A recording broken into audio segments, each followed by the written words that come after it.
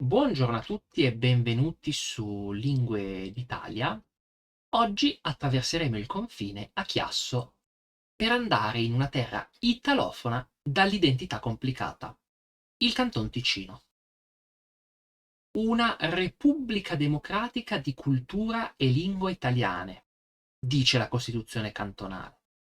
Ma sappiamo bene come il rapporto con i vicini a sud sia complesso a livello identitario, tema poi esacerbato dall'economia del lavoro e dalle infinite polemiche sui frontalieri.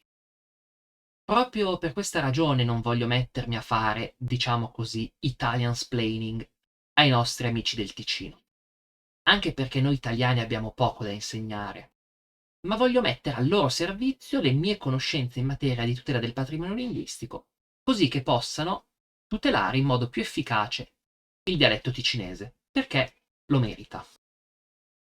A differenziare la situazione ticinese da quella italiana sono principalmente due elementi. Il primo è come la comunità italofona e quella dialettofona nei fatti coincidano. Pensiamo per un secondo all'Italia, dove tutti sono accomunati dalla lingua di Stato, ma ogni comunità ha poi il suo idioma. In Ticino questa differenza semplicemente non esiste. È un caso di quella che la linguistica italiana chiama diglossia, e sul tema ho fatto un video parlando proprio dell'esempio svizzero. Il secondo è che il tema del dialetto è solo minimamente controverso, a differenza dell'Italia dove spesso è oggetto di grandi lotte politiche che esulano dal semplice tema lingua ed entrano in quello dell'identità, della forma di Stato e dell'immigrazione. Certamente c'è una tendenza maggiore all'uso del dialetto tra i localisti. C'è uno studio interessante sugli usi linguistici nella comunicazione con i politici della Svizzera italiana, titolato Il disaccordo nelle pagine Facebook dei politici della Svizzera italiana, che fa notare come il politico che riceve più commenti in dialetto è il leghista Gobbi. Ma non è un'esclusività. Anzi, ricordiamoci che Franco Lurà del CDE è stato un candidato socialista al Consiglio di Stato. Ciò non vuol dire che anche in Ticino non capiti il classico "ma che dialetto? Pensiamo all'inglese". Ma vi è una fenomenologia differente, data più da un pregiudizio superabile che da una credenza duramente radicata, o ancor peggio, da ragioni di identità politica. Che il dialetto sia un qualcosa di positivo e da conservare è un valore generalmente condiviso.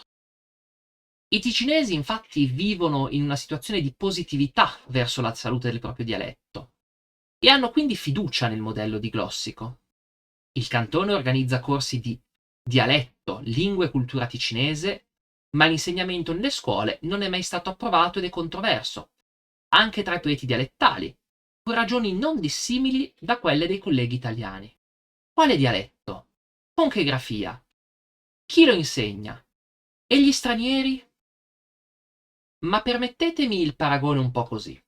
Se hai il nonno anziano un po' malaticcio e ti convinci che sta bene e non lo porti mai dal medico, quando poi muore non c'è da stupirsi. E i segnali d'allarme per il ticinese sono molti.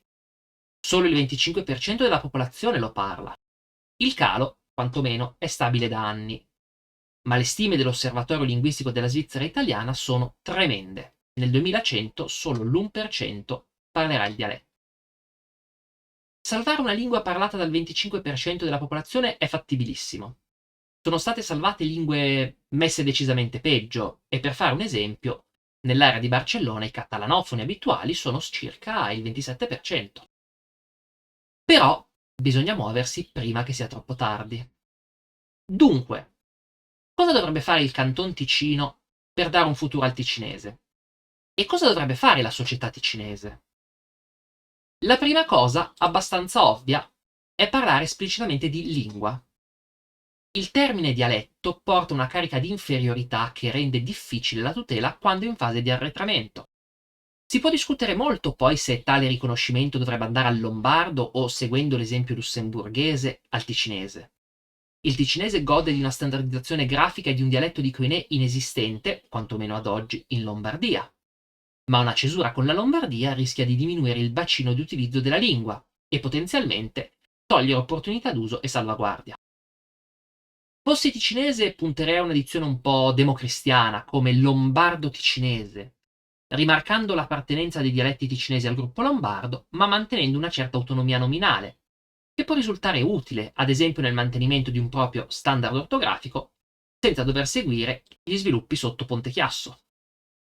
Il caso della Svizzera tedesca, dove l'idioma autoctono, pur essendo chiamato dialetto e non godendo di riconoscimento, è in salute, è un caso più unico che raro, che non conviene seguire se si tiene alla salute dell'idioma. La seconda cosa è un maggior utilizzo pubblico, senza però per forza puntare all'ufficialità. Per lingua ufficiale si intende la lingua che uno Stato sceglie per il proprio funzionamento, e considerando il fatto già visto dell'equipotenza tra comunità italofona e lombardofona, non è necessario, anzi, probabilmente nel breve e medio periodo controproducente, pretendere che il cantone lavori in italiano e in ticinese contemporaneamente.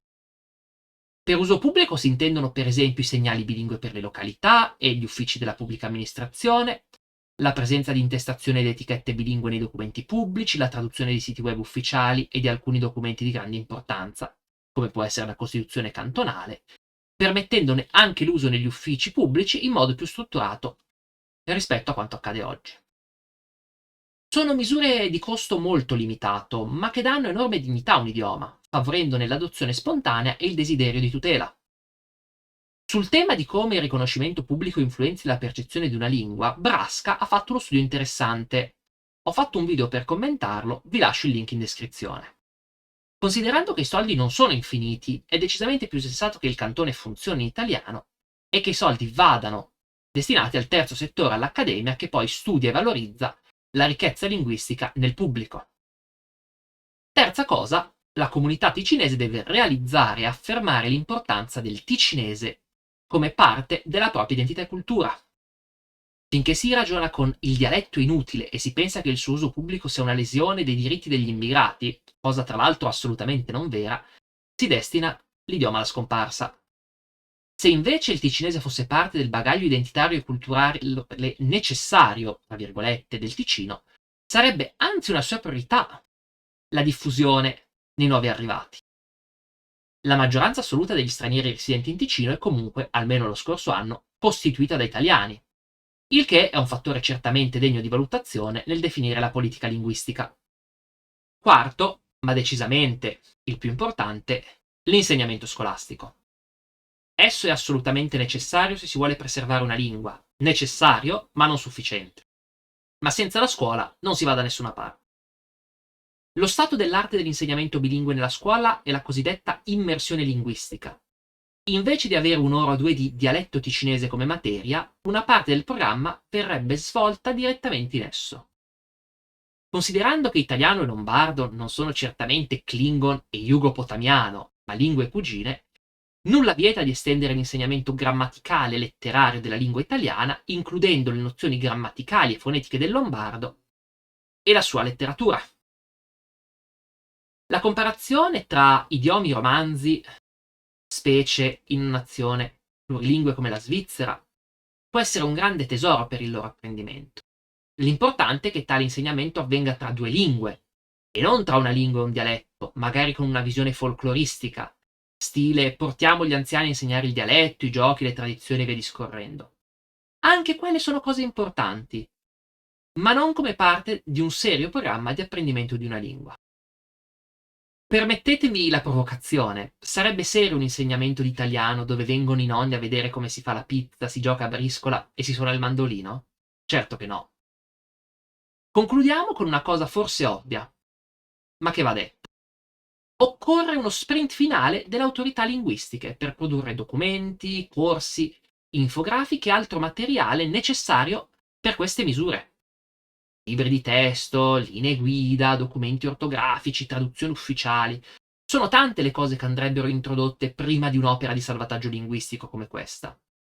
E per farlo, certamente, serve che queste istituzioni siano orientate a farlo, che non si vedano come delle semplici testimoni di cos'è il dialetto oggi, ma che vogliano portarlo avanti, vogliano portare avanti questa testimonianza verso il futuro, con tutti gli strumenti che la pianificazione linguistica ci dice essere i più adatti. Io vi ringrazio per la visione e vi auguro buona giornata. Se il video vi è piaciuto lasciate un mi piace e iscrivetevi al canale. Se avete qualsiasi considerazione su quello che ho detto, lasciate un commento.